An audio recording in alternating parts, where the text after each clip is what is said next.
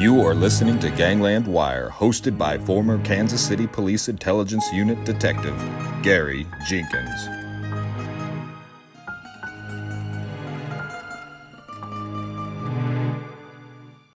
All right, well, welcome everybody, and welcome everybody out there in YouTube land. If I put this on YouTube, and we've got our Gangland Wire fan base, shall we say, my base. When I run for office, I expect all you guys to vote for me, okay? I'll vote twice. I'll vote twice, Gary. You know what they say, vote early and vote often, right? I'm good for 5 votes. Yeah, that's what they say in Kansas City. And yeah, I don't know. You know, that last movie is about the election fraud, how people were voting early and voting often. It's a pretty interesting story, I tell you what. Election fraud is nothing new. I'll tell you that. So anyhow, we got Red Wemette, my friend Red Wemette. You know, and Red was the first. I started this thing, I think it's going to be 6 years ago this April. First mob podcast, I'm sure, that was out there. Now we got a bunch of competitors now, and a bunch of those, got a few of those high-end people that have production values out the ass and a big budget and advertisements that you have to listen to. You don't have to listen to the advertisements on mine. But I did finally put the advertisements on the YouTube channel. I could not do that. So, but I'm. You had me on in 2016. Yeah, that's exactly. That would be 6 years ago. So it would be later because we started, and I just looked it up. It was April of 2016 when I started, and so it was sometime right after that because you were early on. I saw you on Facebook. You were early on Facebook with promoting your book and stuff. So I found you on Facebook, I'm sure. Mike really promoted. Oh yeah, Red's book. There he is. One of your Chicago buddies there. I've got one around here somewhere. I don't remember what I did with it now, but anyhow. So Red's, we're going to talk to Red. Anybody got any questions for Red? And I mentioned in my email that if you got any questions, why I get them all ready for Red. I'll tell you a little bit what I remember about him. And of course, he knows more about it than I do, but I just know what he told me before. But Red, you know, you guys are all on the Facebook. I'm sure a lot of you are on those mob pages, and they have these people say, oh, he's a rat, they're a rat, all these rats and all this stuff. And you know, it wasn't for the people who turned and told the truth about what was going on, we wouldn't have near as much information as we do now. Yeah, there's Eric and Brett. So wait till these guys get lined up here. They're kind of regulars too.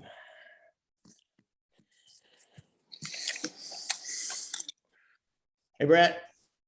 Hey, everyone.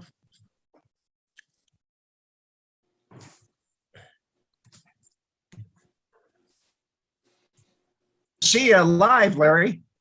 Yeah, hey, Brad, how you doing? I see you all the time on your page and everything, but I've never actually seen you live, so that's great. Really? Great Yeah, to he's see got you. that. I got your book up there too. Yeah, I'm ready to go. He's got that mob blog out there, and for the mob museum. That's a pretty good piece of work that you do out there, Larry. Thank you, Gary. It's fun. Okay, so Red is I met Red in 2016, as he reminded me. I had my first phone-in guest on the show when we just started. And you know, as I said, there's people on Facebook. Somebody, you know, about Frank Collado, he's a rat, and this guy's a rat, and that guy's a rat. Anybody that ever helped the government out, but we need to thank those guys. They gave us a lot of information about how it really worked. Plus, I mean, they're just doing the right thing. And now Red is not what we call a rat. Red was an agent. He just was not a sworn agent. Red was more like a contract agent with the FBI. Back then, I don't think they did so much of that. But later on, they had actual contracts. They would get people in and they would actually sign a contract with people and pay them and you know, it was a whole deal. And so Red didn't have a case on him. he had a gray area business, and that's why he ended up with information, but he did not have a case on him. He wasn't trying to work anything off. He wasn't ratting out any friends, particularly. None of them were really his friends. They're predators is what they were. They were trying to take his hard-earned money, regardless of what you think about the business. He was working his ass off, and they just wanted to take his money for nothing, that's what the mob does. They find somebody that's working, and if you're in a gray area business where they think they can intimidate you and push you around, they'll take your money and provide nothing other than some supposed protection, but you're only getting protection from them. What Cork Savella did here in Kansas City, he'd find a businessman, him and another guy named Johnny Francavilla, he'd find a businessman that was doing okay, but liked to gamble. Maybe they knew something about him. It kind of was, in the life, but just, not in the life that they were part of the criminal conspiracies. And they'd go, like I said, off a stick of dynamite underneath this one guy's car, just to then go around or they'd put dynamite on those guys' porches, other businessmen. Then they come back around and say, you're in trouble, dude, and I can help you. These young guys, they're hard to control, but I can control them. But it's going to cost you, like $5,000, $2,500, whatever they thought the traffic could bear. And that's what they do and they create the trouble that they were going to protect you from. And that goes all the way really back to the Black Hand days. And that's their thing. So that's how Red ended up getting into life. And when they came in and did that to him, he decided to do something about it. So Red, I really appreciate you coming on and sharing your information with us and your story.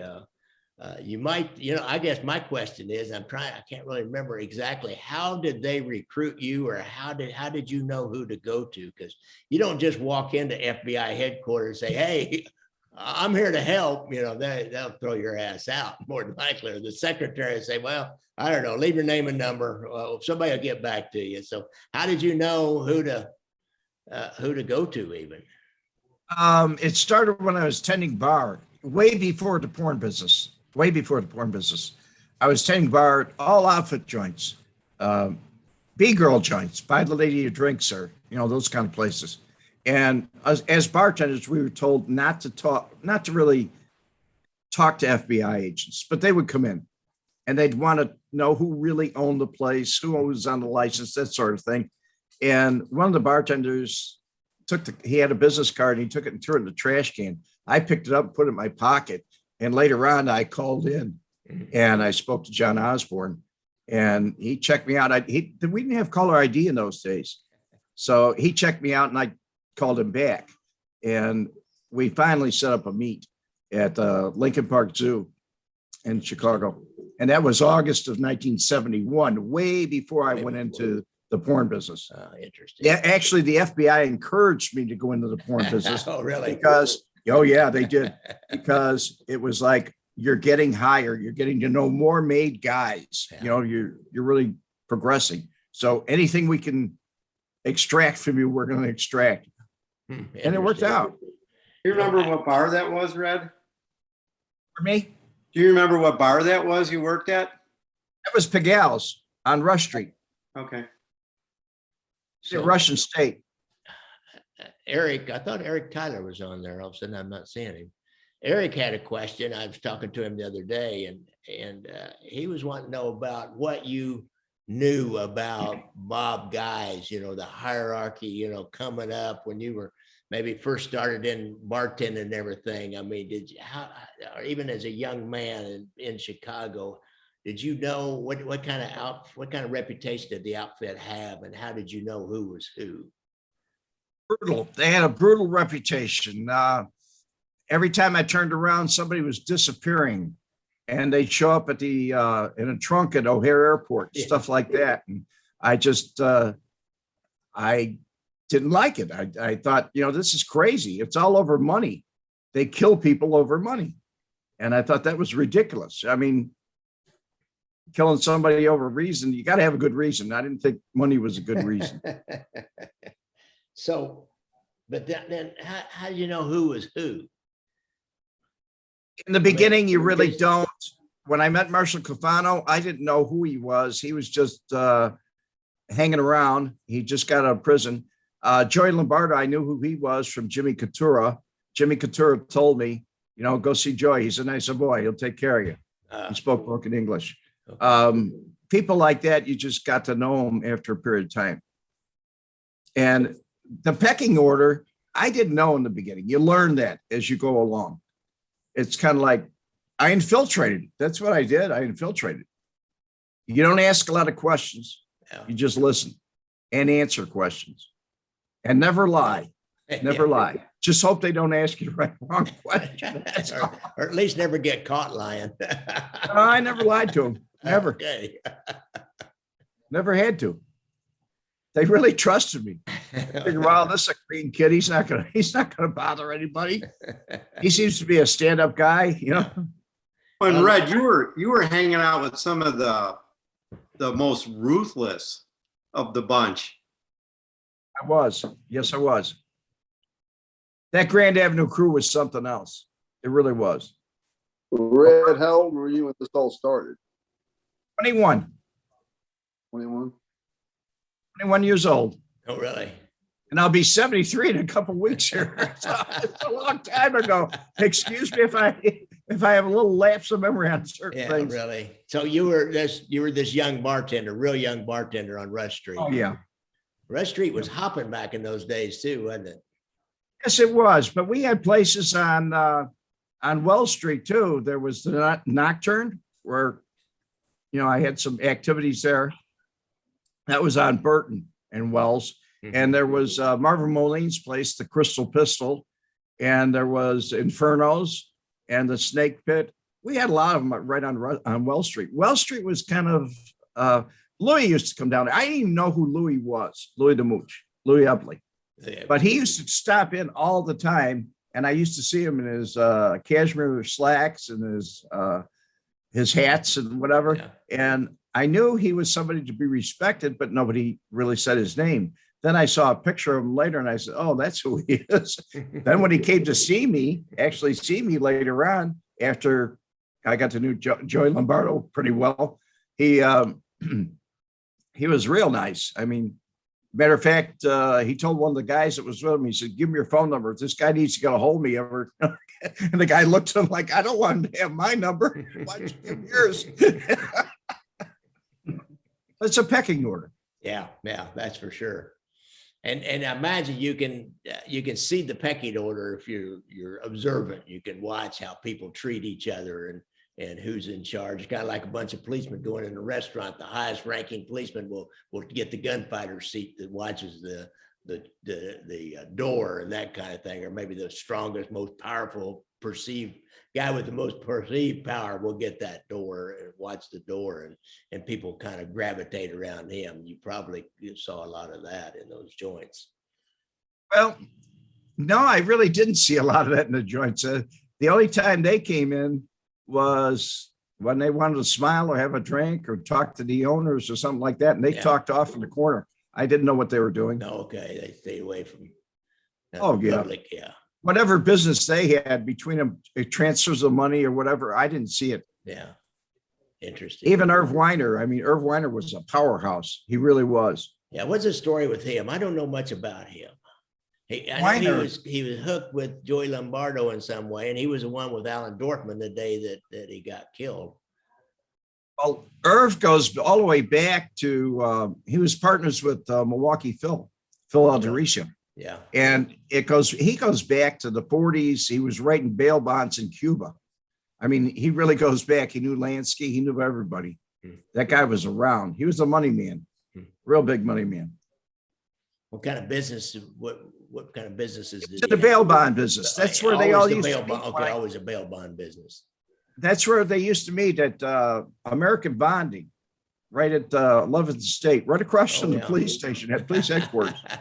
Well, that's where the bail bonds are, always across the street from the courthouse and the police station. Well, they'd make juice loans. What had happened is a thief, I didn't know, what they were doing, but a thief or somebody like that, he'd get arrested in Chicago, like Frank Collada. Yeah. And bingo, there'd be bond money for him right then.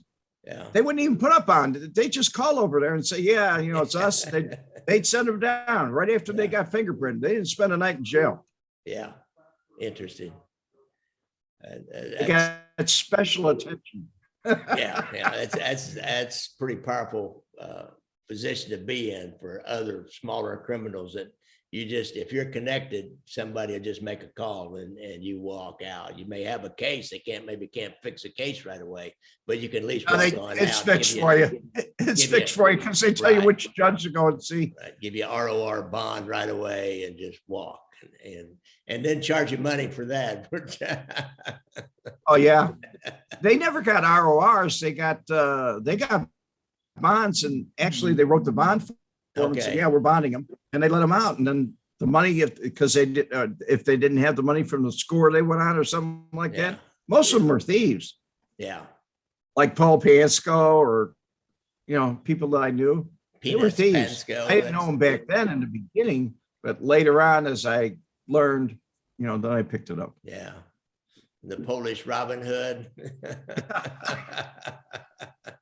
Ollie was something else, man. Well, you obviously you knew him personally. You had conversation stuff with him. What kind of guy was he? He seems to be kind of a character. Is that?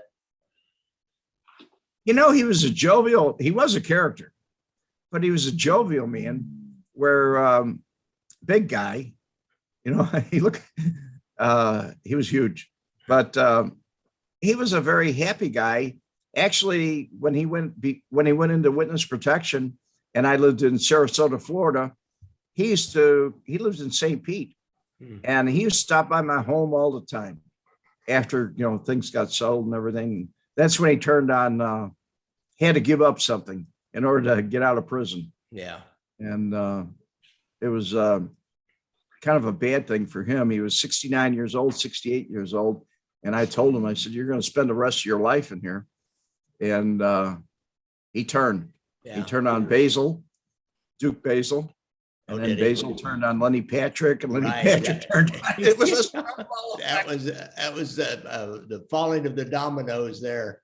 Oh yeah, I did that stories on 1960. It's 89, the year of the snitch, and I saw that. That was like a falling of the dominoes. One went to the other, to the other, to the other. It was amazing. It's like the little fish that ate the big fish. They were eaten up in that town.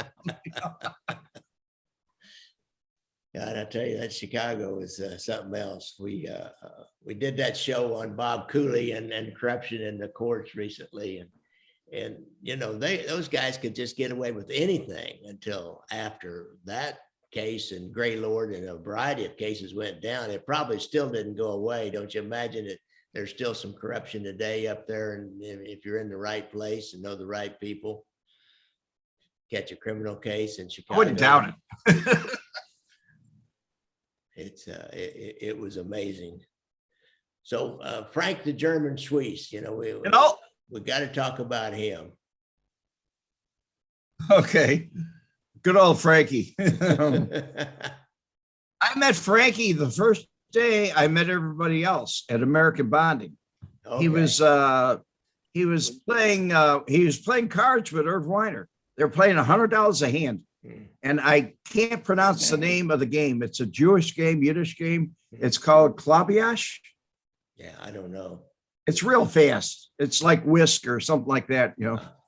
I never understood it. Yeah. But they used to scream, I lost it. Here's another 100. They go back and forth. You know, you talked about American Bonding. You told me a story once, I believe. Didn't you walk in on, was it Marshall Caifano, and they had a bunch of that money from the the Great Purelator robbery that they, yes, I did. Like $5 million in that robbery. They ended up getting caught. None of them were really connected guys, but somehow the outfit got a taste of that. And did you walk in on a bunch of that money? Yes, I did, by accident. Nobody was in the building at American Bonding. It was like the doors were locked, but there were cars there, and they had like a mobile home for the car hiker to put the keys in. It's like an office type thing. Oh, yeah, yeah. And I walked up the steps and went in. Kurt Hansen was right behind me, and I'm looking at, there's a big table, long table in there, and they had money. I don't know how much money was there, but I'd heard about the robbery. I didn't know exactly how much money was there, but Marshal Cafano was at the end of the table, and he was counting. He knew me. We had eye contact, and I just backed out. I didn't say anything. Excuse me or anything. And Kurt looked at me and said, "We're dead men. We're dead men. We walked in on something we shouldn't have walked in on." Really? How many guys do you think were at the table counting money? You know, you got to give me a second here. I'll try and. I mean, yeah, I get it. I understand. I mean, if you had to roughly guess, though, I'd say there were 6 to 8 people counting money. Wow. Yeah, that robbery was huge. I think There was a crowd in there. It wasn't Yeah. like there were 2 guys cutting up cash. Yeah. That's all I really, that puts it into perspective. Yeah, that robbery was huge. I want to say 5 million maybe from a pure later. It had an inside guy that worked there, set that whole thing up. He disappeared Yeah. when he got out of prison. Oh, did he he? disappeared. After he got out? They made the case on him. I mean, they were kind of bumblers in a way. They weren't the smartest thieves in the world. And they tried to take a bunch of that cash money down to whatever they kept away from the outfit, down into the Caribbean, the Cayman Islands, I believe. And they ended up finding out about it and getting that money back, but they didn't get it all back. The outfit, what they got their hands on, they got to keep. Because they never talk. I read the book on them. It's kind of an obscure book, and it was written with the help of one of the people who were involved. And I didn't find anything where they were talking about the outfit and giving them money. They kept the outfit clear out of the picture on that, best I could tell. Yeah, well, the outfit always comes in and takes a piece of the action. Yeah. You know, even if they just heard it on the radio, just heard it going down, they're going to find out who did it. Yeah. They're going to get them. They're going to get their piece. So let's see, where were we? I've been asking all the questions. Yeah, so Red, explain that something like with that. Who determines whose action, who should be cut in on an action like that? The Grand Avenue crew was the strongest. So at that particular time, it was like first come, first serve. Whoever Okay. grabs it, they grab it and they kick it up to whoever, some of it to them. But as much as they can get, they'll grab. Okay. But they don't want anybody, they didn't want to kill all those guys. So they wanted to keep their piece, whatever it was, which all got recovered anyway. Yeah. It's like whoever gets wind of it first. Well, I'm going to go take. Marshall got wind of it first. Yeah. Okay. He that was makes hungry. He sense. was right out of prison.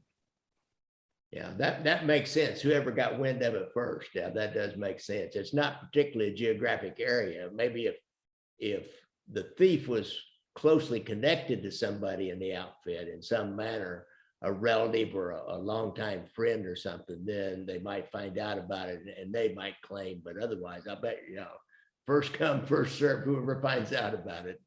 That's a cruel. Always world. deal with the guys above you later. You can, it's a matter of let's get it now. We'll worry about it later. Yeah. How we're gonna, deal. Well, so Red, what years was it when you had the pawn shop where they installed the cameras and things? That was in my home, and that was later. I asked to do that. I was talking to Frank Schweihs, and he was telling me about different murders he committed on tape. Well, he wasn't on tape yet, but he's telling me about, I got this guy, I shot him once in the leg and 7 in the head. And he's telling me about all these different things. And I'm listening to it. And I told the FBI about it. And finally, I went to the U.S. attorney. I went over their head, the FBI. And I told him, you need to, wire my home, because he comes in there, sits down, and he talks to me about all this stuff. But he told me about the Spilotro murder. And he told me how he was there. He told me what happened. So that the government knew way before Family Secrets what happened. But what happened was we did install it. They didn't have an evidence technician. The FBI stalled on it. But we finally they got the court order.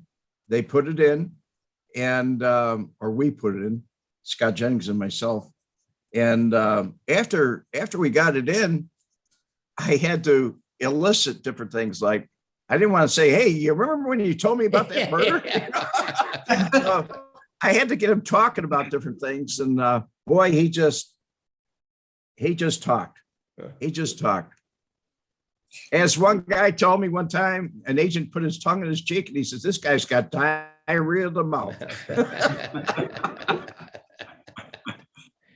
Now, was Frank convicted of extortion of you? Is that what his conviction was for? Yes. Okay. Yes, that was in 1989, August of 1989. And so when they did that, did they enter And he that? murders all those other things, the murders that he talked about and everything else. His attorney said that's irrelevant. It has nothing to do with the case. That's irrelevant. Those were motions. They did a lot of motions before they went to court, but they stuck it with the Hobbs Act.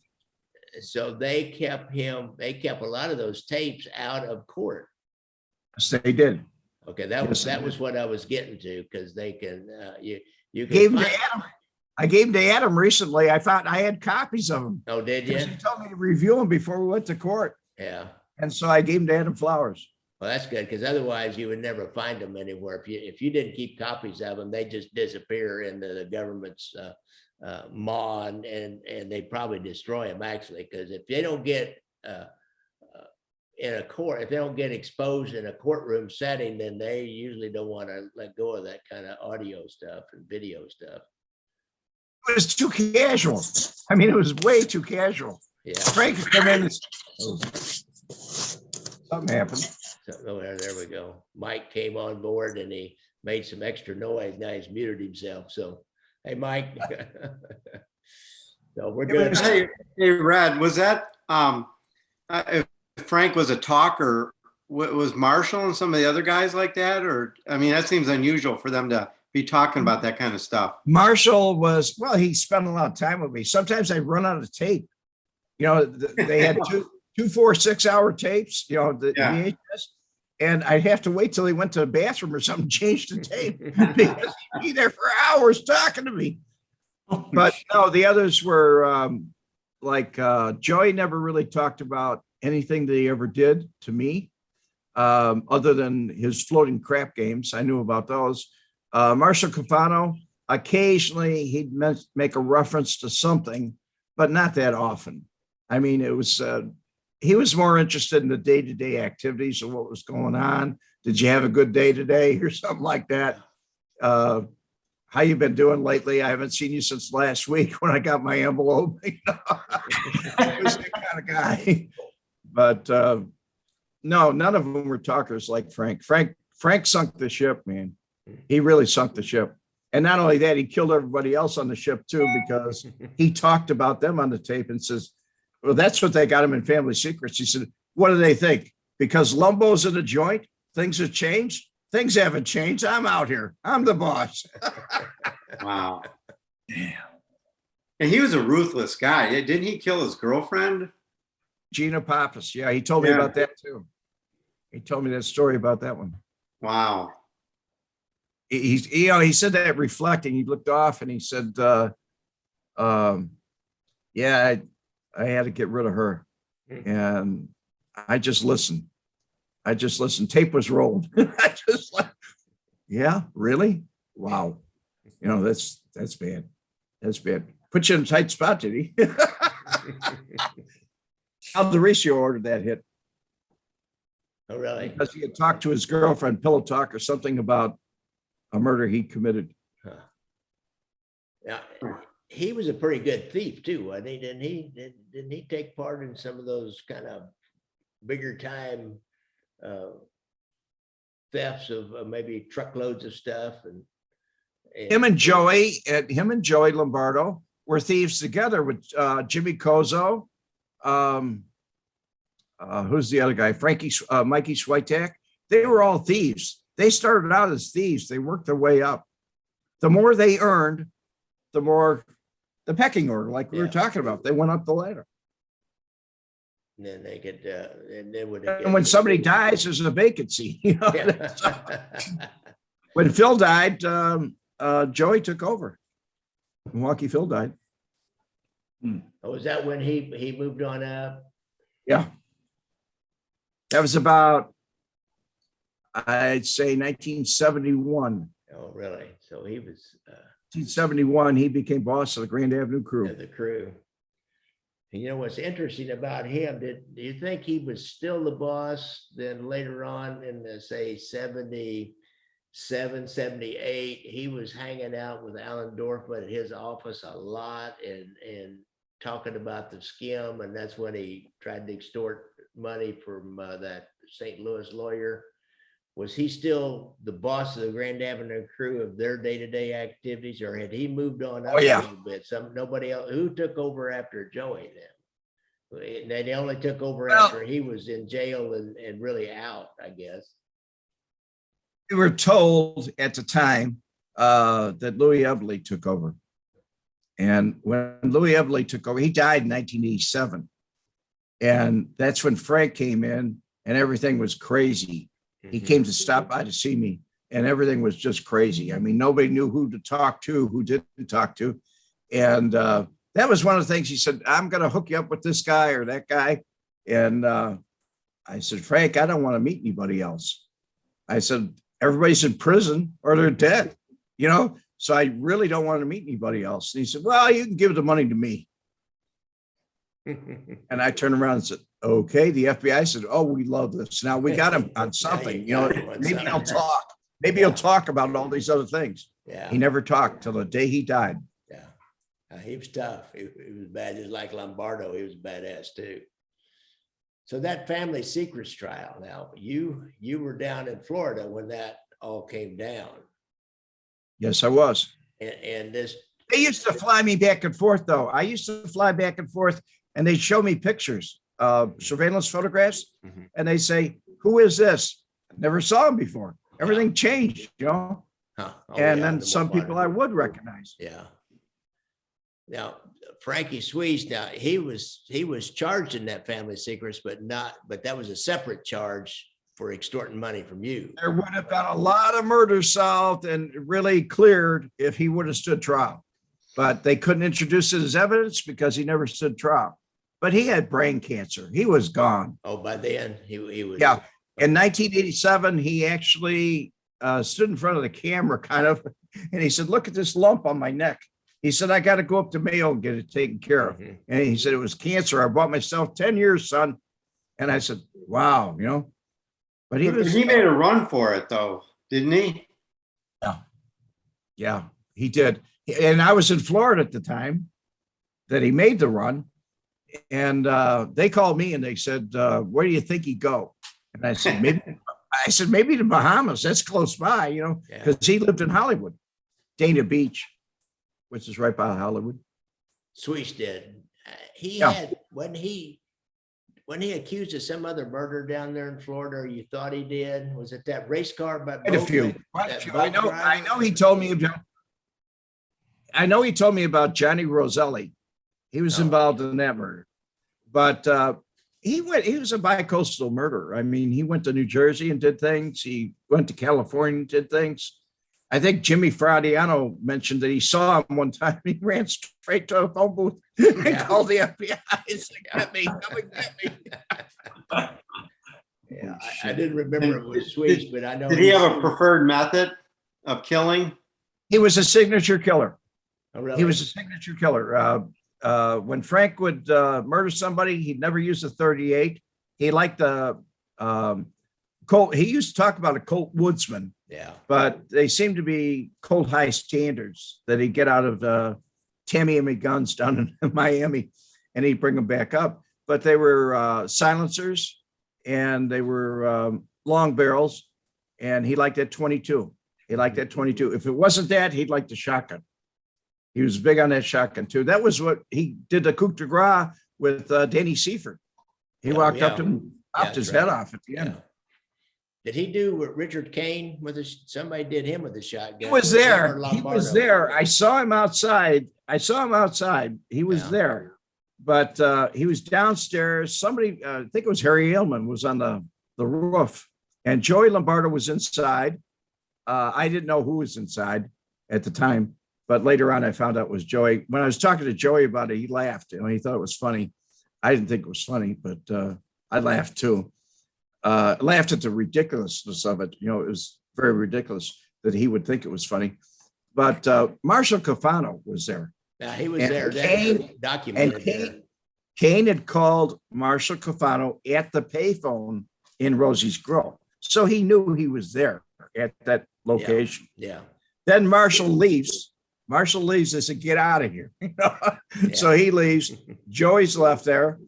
And there were a couple, other people there. There was a police officer that ran out the back door. I don't know who he was. Later on, Joey, when they questioned Joey turned around and said, could you identify him?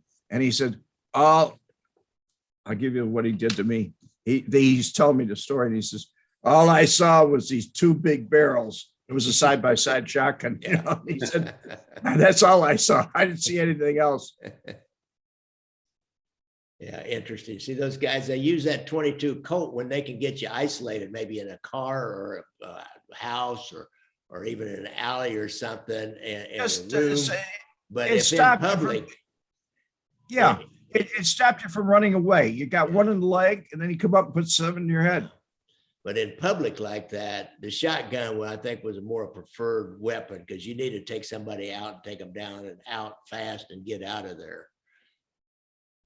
Well, that's what I found amazing about Schweihs is he did all, it was broad daylight. Wow. And he'd do them in public. Must have been a good shot. He certainly was. He got away with it. Yeah. He was never arrested or tried for murder. Yeah, that's true. And that's what he was. He was good at it. He was a good thief from when I was told when he was a younger guy, they did Lombardo and him and some other guys, they did what they called a Dunhill heist. And everybody had a Dunhill lighter. They're passing them out there, everybody. I got one myself, but it was allegedly a very heavy score. Very heavy score. They made a lot of money on it. And of course, then he kicked it up and he was close to Ricardo. He was a pretty heavy guy at one time. Yeah, when somebody makes a big score like that, like lighters, we had one in Kansas City of when hand calculators were new. All of a sudden, these hand calculators were everywhere. We had a guy that's Texas Instrument. Yeah, Texas Instrument. and they were like $50 or something. Now they're like pretty soon they were giving them away, but they first were new. They were like $50. And we had a guy, a young Italian guy that was a ticket scalper out at the Royal Stadium. And he had tons of those hand calculators. Oh, yeah, I got them from my uncle. They fell off a truck and he was selling to everybody out there. That's how they work. I'll tell you what. Gary, I don't think I've ever told you about this, but Johnny Rogers was assigned to Cafano. And at that time we had in the 70s, you could get a cup of coffee for a dime. Yeah. And coffee prices kept going up and up and up. Well, not far away from me, there was a Continental Coffee. They had their factory there and they had the trucks that would go out and make the deliveries to restaurants wherever they had to. And I got a kick out of it because I get this call in like 1 o'clock in the morning. And it's Rogers. And he says, can you drive a semi? He said, I can't drive this thing. And I said, yeah, I can drive one. And he said, well, get over here and give me a hand. I said, you know what time it is? I said, you want me to take this semi full of coffee? But coffee went up. It was like 35 cents a cup then. And it got more expensive. But these were things that were made for restaurants anyway. They just went and took them around the restaurants. I don't know how much they made on that score. They made a ton. Really? Now that John, is it John Alba Rogers? Yes, Alba Johnson. Alba John Rogers. Anyhow, he was a pretty good thief. He testified in the family secrets trial. I remember that. Remember what about? But what's the history on him? Was he just a really good thief? Was real bold and. The history on him starts. He grew up in Polk County, Florida.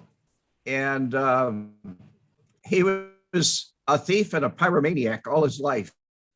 Even when he was a kid, he went to reform school for being a pyromaniac. And he went to prison all the time. And the last prison, well, not the last one, the one that I met him from was he was in prison in Atlanta, Georgia, with for bank robbery with Marshall Cafano. They were cellmates. And that's how he made the connection. And he got Marshall's time cut short. So Marshall said, when you get out, I'm going to take care of you. And he brought him back to Chicago, but nobody liked him. They all hated him. They called him the hillbilly. Yeah. Nobody liked him. And so eventually they wouldn't let him make any money. So he got into making drugs, Quaaludes and different things. And he got caught and he turned on Joey, he turned on everybody. I mean, he just turned on everybody. But he was quite a character. He actually, when he testified in Family Secrets, he talked about, there was this ship that he got licensed in Panama. And he put the license in my name for the ship. I got called in and he's bringing back marijuana. Yeah. And they got the ship and took care of it because I told him about it. But he told me, he said, you know, that ship, we're going to make a lot of money off that. And I'm thinking to myself, I don't want to be involved in this at all. Other things he did was, he was just, nobody liked him. I mean, I didn't like him. He was a wild guy. Yeah. And to get in with bringing a shipload of marijuana in from Central or South America, probably from Colombia. He was a wild guy. Colombia. It was Colombia. A good Colombian. No, it was weed, Panama. man. It was Panama. Oh, The Panama. registration was Panama. Yeah. But yeah, that's a wild guy. Speaking of marijuana, was any of the Grand Avenue crew, were they dealing in drugs at all? No. From the day I got involved, they told me no drugs, no marijuana, no nothing. We'll warn you once if we catch you. The second time, you won't see it coming. That's it. There won't be a warning. Yeah, So unless you made them I didn't let it around me. Unless you were I had making them some problems with money. employers. Yeah, I bet they'd take money off of it and turn a blind eye. Some of them would. We just had a question from Brett Giuliano. Did you ever meet Mad Sam DeStefano? I sure did. I did a video on it on my was- channel. Oh, did you? What was that like? Is he as Crazy. nuts as It was absolutely insane. yeah? Kurt Hansen's brother, Ken Hansen, they had a place called the Keene Club out on Keene Avenue, 95th Street. And they were running prostitutes and things out of there. And Sam sent somebody out to collect from them. Well, Kurt was connected, so he was giving it to Jimmy Couture, whatever. Somebody, you know, from maybe it was Fifi Jerry. I don't know. I didn't see him exchange money. But anyway, Kurt killed his collector, Sam's collector. I did not know about it. I get a call that on a regular day, not knowing what I was going to do. And it was from Ken Hansen, who told me, Kurt Hansen told me to take care of his little brother, Ken. And so I go to pick him up. He didn't have a driver's license or anything. Drive him into Chicago. He's telling me to make a right here, make a left there. He lived out in Tinley Park. And when we got there, the garage door opened up and he said, pull in. And so I pulled in. His dog was in the back of the car. He had a Doberman Pinscher. And we were escorted into the house by some guy. I don't know who he was. And we passed Anita, his Sam's wife. And she had a big pot. She was making some kind of sauce, you know, and it had meat in it and everything else, but she had fresh bread. And as we went by, real friendly lady, very nice lady. And as we went by, she said she had fresh bread there and she broke a piece off and she said, you want some tomato bread? And I took a bite of it. It was nice. I enjoyed it. I said, thank you. And then we went downstairs. We get downstairs and on the right side, as you go down, there was like a little couch, like a low seat almost. It wasn't a big couch. And I sat there and Ken went to this table where it had like an oilcloth on it. It was like the old days they used them in restaurants. It was oleum or oilcloth, red checkered table. So he sat down there facing away from me. And so we waited a few minutes. There were a couple guys standing over the side. They moved over to the side, and there was a satanic altar there. I'll never forget that. I'm looking at this and saying, "Oh, wow, this is bad," you know. And I don't, whatever it is, I don't want to be here. But I figured it wouldn't be bad. I was okay. Yeah. And as a few minutes later, I noticed a drain in the floor. That's what got me. A house with a drain in the floor. And when you got a drain in the floor, you can hose it down real easy. So I'm taking all this in. And all of a sudden, Sam comes down in his pajamas and his robe, and he goes around. He sits by Kenny. Well, he's facing me, and I'm looking over him like this. And he didn't say, "Pay attention to me." And they started arguing. And he said, "You know why you're here?" "No, Sam, why am I here?" Real timid, you know. And he said, "You know why, Kenny. You know why you're here." And I had seen Sam once before, not at his home, but I'd seen him out by Keene Avenue. And so they argued back and forth. And the long and short of it was Sam went into a froth. He was frothing at the mouth and screaming, telling me he was going to kill him. And Hanson kind of put his head down and said, "Well, would you do me a favor?" And Sam really went ballistic then. He said, do you a favor? I'm going to kill you. What are you talking about? A favor? You're dead. And that's when finally he said, "What do you want? What do you want?" And he said, "When I'm gone, would you take care of my dog? She's up in the car." And he said, "Get out of here. Get out." And that was my cue. I was halfway up the steps by then. Yeah, I bet. And Anita said, "You want some tomato?" "No, thank you." Yeah. But he was crazy. He was Yeah, absolutely that's insane. everything I've read is he was crazy. I guess it was actually his own brother, Mario, and Tony Spilotro that ended up killing him, I believe, in the end. That was, I believe, 1973, wasn't it? Yeah. Now, did you ever meet Spilotro? I guess I don't remember ever asking. Tony? Yeah. Yes, Tony and I were good friends. I never saw that side of Tony. I didn't know Tony was who he was because he took a liking to me. He was close with Lombardo. I mean, real close with Lombardo. But when he went out to Las Vegas, he was always a flashy dresser. Yeah. And when as a matter of fact, I kind of mimicked him in a lot of ways. I wore suits like he did, whatever. But when he went out to Las Vegas, he was telling me that he didn't call it a gift shop in Circus. He called it a haberdashery. He said, "I'm opening up a haberdashery out in Las Vegas." And him and Irv Weiner were flying back and forth to Deming, New Mexico. They had their own 707, which I was really impressed with them. I really thought, wow, these guys got their own 707. And he took a liking to me. He used to come and see me every time he came to town. Every time he'd slip in at night. All the other guys used to call. They would call me and say, "Is it okay to come around?" Not him. He'd just slip in and see me. And then one day he didn't slip in. Yeah. And that was the day he went missing. And I knew he was dead as soon as I heard it on the news. Yeah. As soon as I heard he was in town, didn't see me. Interesting. So was he a personal guy just to talk to? Red, and you said there. Oh, go ahead. Oh, go ahead, Gary. Sorry. Go ahead, Larry. Red, where were you? You said they were flying to somewhere in New Mexico. Deming, New Mexico. Deming, New Mexico. What was going on down there? He had a plastic pail factory that they got from Jimmy Hoffa.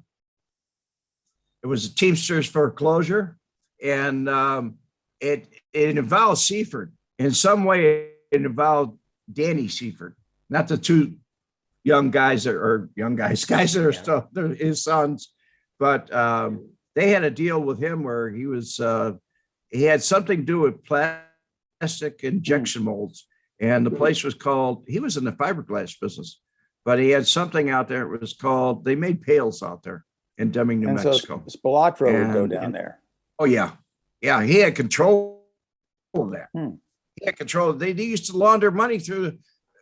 At that time, they took a skim, what they call a finder's fee, I guess, off of one of the hotel loans, and they had a board up there where they were putting money because they were going to get indicted, or they did get indicted. But at that time, I really didn't know that much about it. You know, I didn't know what was going on, but I saw things, but I didn't know what I know now. And he was laundering money through that plastic pail plant in Deming, New Mexico. And I guess that's how he bought Circus. I guess that's how he had income. That was money coming in from that. So he had a big piece of it, very big piece of it. Him, Irv Weiner, and Phil Aldericio and Danny Seifert were partners. In the Deming place. Pardon? In the Deming, New Mexico place, they were partners. And Right. it was Hoffa's place, or was Hoffa involved? He was a Hoffa did the loan. foreclosure that he gave to them. I what, $10 in consideration or something like that. He had loaned money on the plant and they foreclosed on it. There were Thanks. stories that he used to, the previous owner used to make like little trucks there that were for Teamsters Union. And the guy was skimmed the money off the union or something like that. And when Hoffa got hold of it, he said, that's it, you know, you're out. And you're not going to make these little trucks and make every local pay for them. And that's how they got it. I actually did a strip on that recently with one of my Dust Bunny ones on the whole New Mexico Pale. And from my research, that they actually, Spilotro then burned the place. Yes. And collected a big insurance payout for it and actually made a profit off of it after he paid Hoffa back and everything. And then, like you were saying, with the Seiferts being involved with it, there was actually a big discussion on the Chicago Outfit Facebook page with the Seiferts and different things about, wasn't your dad involved with this and all that kind of stuff. I don't think the kids really knew what I didn't know. So, I mean, I don't think the kids knew what their father was really into. I'm sure they didn't at the time. No, I'm not quite sure.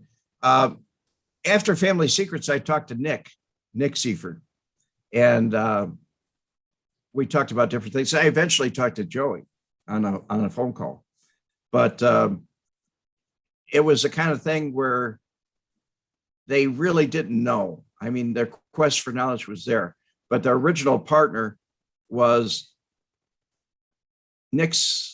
Danny's uncle. Danny's uncle was a bookmaker or something for Milwaukee Phil. And Danny got introduced. He was out of work. He didn't have any money. And he worked as a carpenter for Irv Weiner. And that was on Weenie World. They had these wagons where they used to sell hot dogs. And it was called Weenie World. And Kurt was involved in that. So I never really met the guy, but when he got killed, I was very upset. I looked at it and said, here's another one. And they could have saved it, but the FBI didn't do anything. They should have really watched him closely, but they didn't. Yeah, that happened in Kansas City. They had a guy that he signed a proffer, and the word had gotten out already that he'd signed a proffer, and he made it about 2 nights and out and taking his trash out, and they got him. Last mob murder we had in Kansas City, actually. Who was that, Gary? A guy named Strada. Larry Strada. Larry Strada. Frank Strada was a Chiefs player. Larry Strada. He had the Caddyshack bar, which the Mortina still has today. That Caddyshack down there is interesting place, shall we say? But Larry Strada had that. That's the one that Steve St. John told me that there was another Vietnamese bookie down in the North End, and there's another Vietnamese guy who was into this Vietnamese bookie for about $10,000. So he goes down and talks to Larry Strada, And he says, you know, that guy, he's stealing all your business. He's stealing all your business. He said, you need to do something. You need to, and he goes like this, he was trying to get Strada to go kill the bookie that he owed the $10,000 to. Strada just said, get out of here. It's a crazy world, isn't it, Red? Oh, yeah. But what I just described will give you an idea of you really have to stay on your toes if you're going to do what I did. I could not do it again. I'm too old. But Yeah.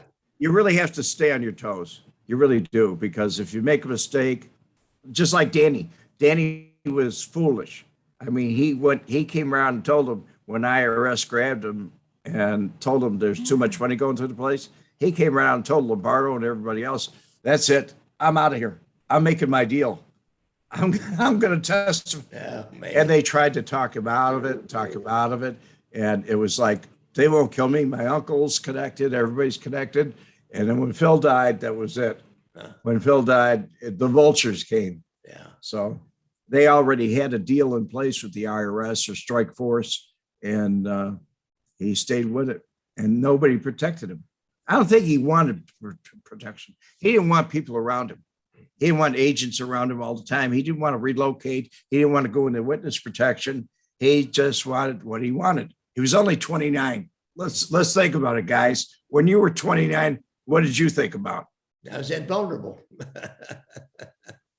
That's another reason why I was glad in the very beginning. I went for permission to go into a business. I asked for permission. We made a deal before I even started doing anything on my own. I asked for permission. So that way it was mine. It was a cut and dry deal, so much a month. That's what Danny should have done, but he didn't. He wanted that big loan from The them Teamsters, guys. Yeah. Yeah. Well, no, he didn't get it from the I thought Teamsters. he got it from the Teamsters. Lombardo got it from the Teamsters, and then they had to do something with it, so they invested in his Okay, business. all right, I got you. I never took any of their money. I never took one dime of their money. That was smart. You take their money, they own you. Yeah, They own you. yeah, that's for sure. That little porn stop, were you making pretty good money in that? That sometimes those porn businesses, like you can make some really good money in them. I made excellent money. That's what I thought. I made excellent money. So you've lived well in It paid for the retirement. real estate. Well, yeah, what it did was I bought real estate with it. I bought land properties, different properties, and I put all my money into land. And I learned from Irv Weiner. Irv Weiner taught me. I don't know his Jewish background. He was just good at it. But when it went into the land, by the time I got ready to pull the plug and leave, I sold all my real estate and I had several $1 million to walk away with. The heck with what was in the store, you know, the products and everything. I didn't care. I was gone. Interesting. Somebody else had a question, I think. Yeah. I don't mean to take it back a little further, but like, what was the last straw that broke the camel's back, so to speak, when you grabbed the FBI's card out of the trash and was like, all right, fuck this. I'm tired of this. I'm going to start talking to you. I've been thinking about it for some time. And how to do it sneaky, you know, how to get it and do it without anybody knowing. And I never let anybody listen to my phone calls or anything like that. I just kept it very private. I even told the agent, the first agent I met, John Osborne, you're not going to pass me around like a whore. I mean, it's between you and me. Right. It's between you and me. And he kept it that way. And when he did leave, he got transferred to Philadelphia and he went to work on Mickey Scarfo. He passed around, he sent a guy around and he said, I think you can get along with this guy, Hank Schmidt. And I did get along with Hank in the beginning. Actually, for years, I got along with Hank. It's at the end when he passed me to somebody else I didn't get along with, he got kind of rough with me. He got kind of rough. He told me, if I got to come down and straighten you out, I'll kill you. You know, it's all kinds of things. And I said, well, you know, Hank, it's me. You know, he said, yeah, I know. But Hank was wild. Did you end He up said, "You working- better not be taking any notes or recording our conversation." Were you worried Pardon? when you would meet with him that somebody would run across seeing you meet with the FBI? Yeah, I really kind of was very careful about it. Never at my home in the beginning. When I was downtown, we wired the place. They came in and got the tapes, but I would meet them in a park. I'd meet them a suburb location, and we'd go to a restaurant or something like that, real remote, where there was no chance of running into a mobster. And we'd talk for a while. And that's the big kick I used to get out of, because I was a paid informant. But every time we met like something like that, it wasn't often, but when we would, they would write out a receipt and they'd give me $25, $35 or something like that. And they say, for cigarettes, cab fare, coffee, whatever. And then they'd have me pick up the check with the cab. So they walked out with like $5, you know. And then when you get on the witness stand, they said, and you were a paid informant. The government paid you. The taxpayers of America paid you to get up here and lie. Isn't that correct? Well, not exactly. They didn't pay me to lie. I'm not lying. The truth of the matter is, it wasn't that much. It worked out to $1.63 a day.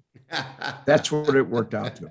$1.63 a day. Mitch Mars came up to me during Family Secrets and he showed it to me. I said, because they asked how much was it, how much did you collect from the FBI on cross-examination? And on redirect, he came back and he gave me a cheat sheet. And I said, I have no idea. I really didn't know. I didn't make my money there. You don't get rich with them. And then the ATF comes along and tells me, we'll treat you a lot better. The FBI should have given you a lot of money. Red, did you have any interactions at all with Gus No, Alex? none at all. None at all. Because I know I know he was tied in with Irv Weiner. That's why I was curious about Yeah. that. He had something similar to what I had. He had like panic attacks or something like that. Yeah. And he really didn't get out that often. And the only time I ever really talked about him with other people was when we went out he had a place out on Milwaukee Avenue. I think it was out on Milwaukee Avenue. It was where the old Villa Venice used to be. And it was Sam Giancano's property at one time. And he had his jukebox company out there and he had a house out there and everything else. But as we were riding around the parking lot, one of the guys I was with turned around and says, yeah, this is Gus Alex's place. And so I said, oh, okay. But I never really met him, never knew about his business except Apex Jukebox from downtown. They were all upset because every place I had, I put in my own jukebox. I put in my own pinball machines.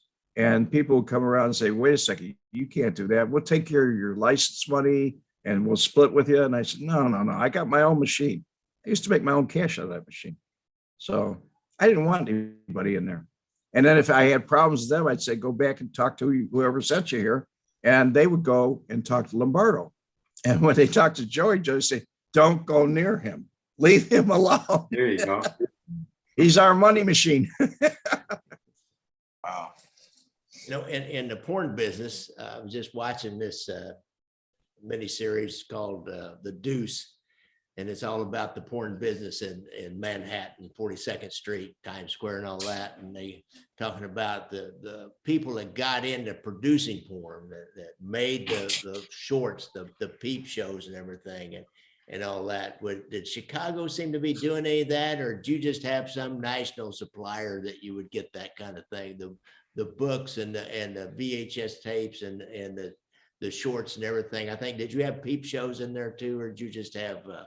Oh yeah, that was the deal. They got 50% of the peep shows, not the magazine, but the peep shows. Okay, and so who supplied those reels for the peep shows? I got mine through a distributor. I was getting mine from L&W.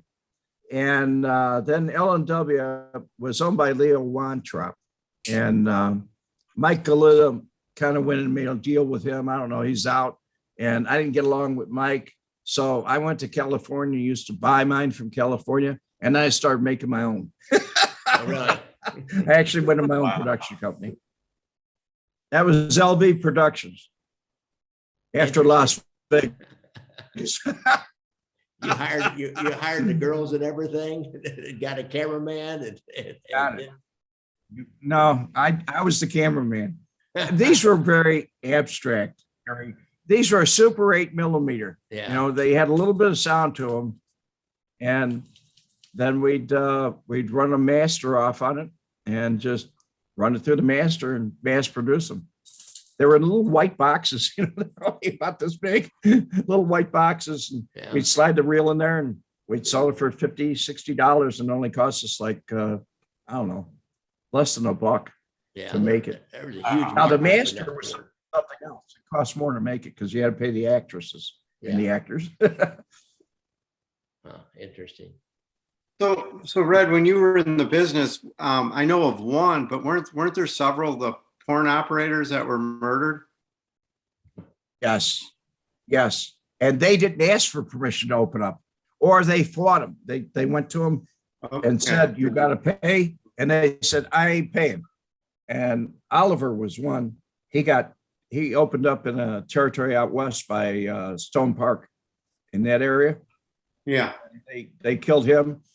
There was another guy, Leslie, that worked for Tony DeFalco, and they split up.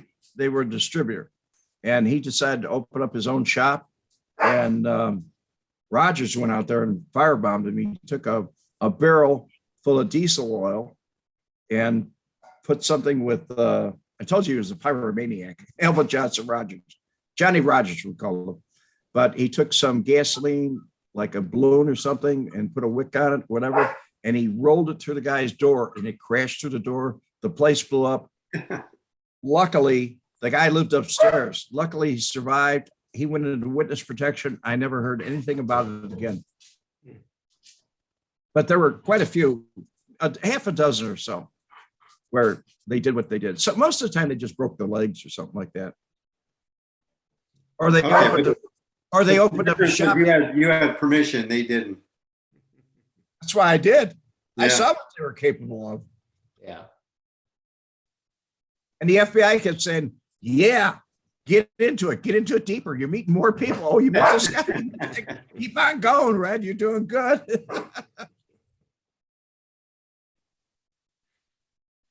All So right.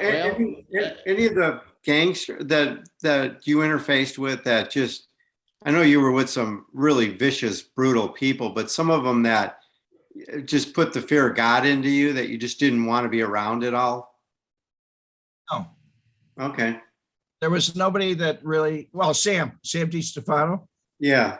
Yeah, no. Stay away. No, you don't go by him. You know, if you see him coming down the street, you get in the car and go away. You know, you don't want to be around him, period. This guy was trouble. Nothing but trouble.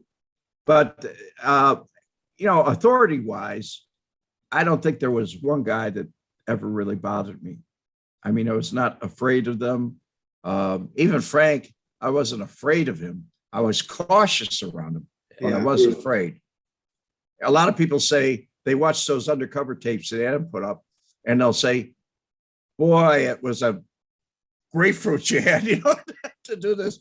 And I wasn't afraid at the time. And not only that, I had a backup man there with a pistol. Didn't have an agent there, but I had a backup man. Something would have happened. But Frank wasn't the kind of guy. I talked about that many times. Frank was the kind of guy where he wouldn't have done anything right there. He would have walked out the door and said, "Okay, goodbye." And then you'd be walking down the street one day and you get clipped. That's interesting because you know, you got to be a psychopath to do that kind of stuff. And yet he could hold it in or not be a hothead to lose it right there, you know? Told me about one time, I think it was a union leader. He was at the ballparks and stuff like that. And he wanted to get his people in there. And so the guy went and wore a wire, and he was supposed to meet him at this restaurant. And he goes in with Wayne Bach, and they go into the restaurant to see him. And all of a sudden, this guy starts screaming at him. He starts screaming at Frank, and he doesn't know him. I used to scream at Frank all the time. We used to scream back and forth, but he didn't know him. And as he walked in, he said, I knew something was wrong. He said, nobody screams at me like that in public. Nobody. And he just turned around, looked at back. He said, let's get out of here. And he said, we'll drop kick that motherfucker later. But they didn't. He testified at his trial. He testified at his trial to that very same fact at in 1989, October of 1989. Wayne Bach, he was like a former football player, a huge big guy that was kind of a leg breaker for the Irish, right? Dangerous, very dangerous. You don't really see much about it. It's huge. When him and Schweihs were in a car, you could always tell because he was sitting on the passenger side of the car with listen like this. And Frank was a big man. He was about 180, 200 pounds, but Wayne was like 350. You know, he was a big guy, huge. We have a question from Mike in the chat. He wants to know, Ren, how did you keep your composure during these times? Knowing that TV has got that tape recorder and that video that's all running over there. And I know guys like wearing a wire. Sometimes it's like the recorder just seems like it's huge, like anybody could see this when it's really not. So how did you keep your composure knowing that was going on? I mean, that would knew he didn't know it was there, and it was easy for me. As a matter of fact, it became a game for me. The FBI edited some things out of there because I used to go up and I'd look at my watch and I'd say it's such and such a time, and I'll be talking to Frank Schweihs, and I'll be talking to Louis Abilene or whatever, and I'll be talking to Jeeves Tadino, Tony Jeeves Tadino, and then I'd laugh a little bit, I'd chuckle, and I'd mess up my hair, look crazy, and I'd go answer. They'd be coming up the steps, and I'd go answer to them, and I'd sit them down right in that chair, say, you know, sit down. They'd sit right looking at the camera, and I'd sit next to them on the side, and I'd talk to them. And afterwards, it was kind of funny because when they left, no matter what was said, I'd get up and I'd go and say, well, that's a wrap. So they had to edit some of that out because I would laugh right in the I'd be standing up to the camera like this, and I'd say, well, that's a wrap. I really wasn't afraid. You can see it in the videos. I was not afraid. Yeah, what I hear, and that was a hard thing for me to do when I got on the stand too, because they say, you really want us to believe that you're in fear of your life, and I go, oh yeah. and they push for an answer, and the Judge Williams, turned around and said, approach the bench counselors, and they took a continuance for that day. And so I get in the car. And before I get in the car, I asked Tom Knight, I said, what was that all about? You know, that sidebar. And he said, we can't talk about it. We're not supposed to talk to you about it. And so I get downstairs in the car, and Scott Jennings, an FBI agent, is in the car with me. And he said, what's the matter with you, Red? You're supposed to say you're afraid he was a killer. And I said, aren't we not supposed to talk about this? You know, didn't they just tell us not to talk to each other? It was hard for me to say that because I was thinking in my mind, was I really afraid? You know, no, I wasn't. But I did finally say, Mitch Mars dragged it out of me at Family Secrets. He said, were you in fear of your life? Or he said, what did you feel at that time? And a couple of times I'd said, I was afraid, and I'm afraid now in the courtroom. These people are scaring me, you know, whatever. But I try to kind of kick it off to the side. But it was hard for me to say I was really afraid, because I really wasn't. It was very well calculated on my part. Say it is you made it into a game in your yeah. mind. That's a pretty skillful thing to do, is make Yeah, this that's into what a I game did. in your mind. Interesting. It was just part of everyday activity. Okay, I'm done with that. Now I can go to work. You know? And go film some porn.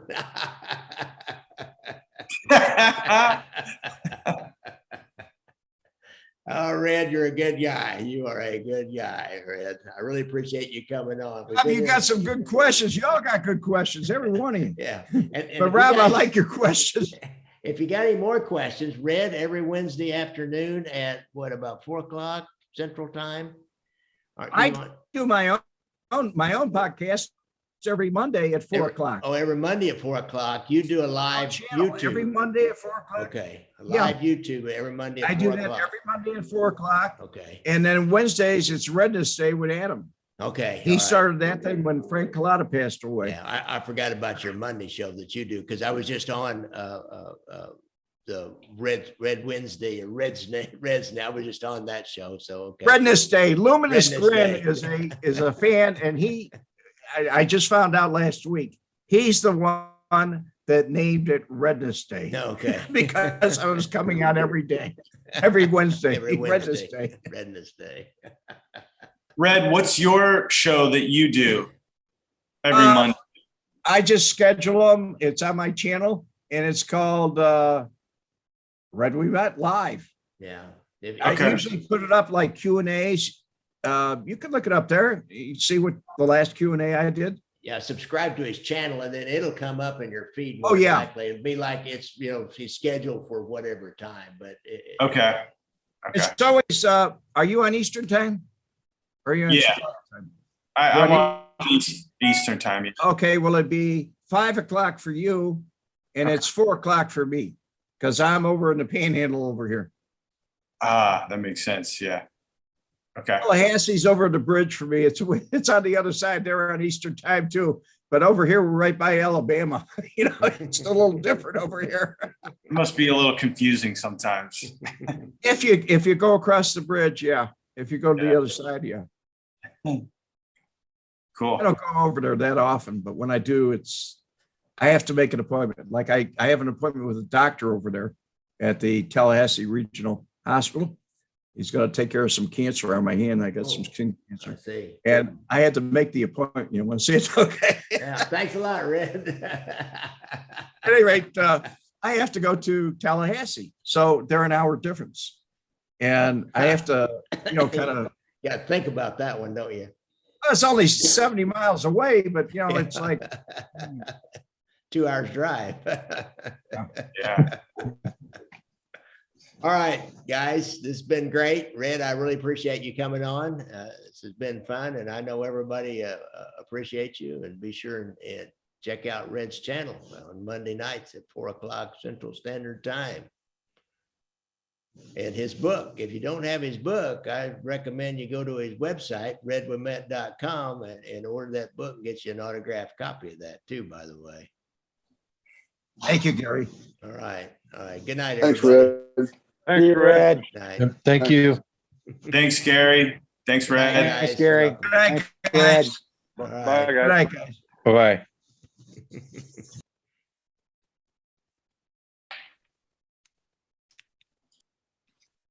Thanks, Red. Want me to leave? Yeah, I'm good. I got to go. Okay. Anyhow. All right. See I'm ya. outta here. I'll talk to you tomorrow. I'll give you a call tomorrow. Hey, buddy. Okay. Bye. God bless you. Hey guys, thanks for listening to this episode of Gangland Wire. Now, don't forget to like and subscribe down below if you're on YouTube. Now, I started on YouTube, as you all have noticed, I would imagine. If you're on an audio platform like the Apple Podcast app, you can give me a review there. I appreciate that. You can also support the making of each episode by buying me a shot and a beer on your Venmo app. If you have Venmo, that's at Gangland Wire. I have a new way, buy me a cup of coffee. There's a link in the show notes to buy me a cup of coffee or two. You can go to my website. You can see all my books and movies that are for sale, or you can donate via your credit card on the PayPal button, or if you have a PayPal account. And if you donate enough, why, you start getting those books and movies in a coffee cup or a t-shirt or whatever you want. And remember, if you or a friend are suffering from PTSD, check out the Veterans Administration resources. Just go to Google and Google PTSD and Veterans Administration, or VA, and you'll find that website. And you'll find there's a hotline, and there's links there to help you find resources to deal with that problem. And remember to look out for motorcycles on the road and stay safe. Bye, folks. Music provided by our good friend and super fan from Portland, Oregon, Casey McBride. Thanks, Casey.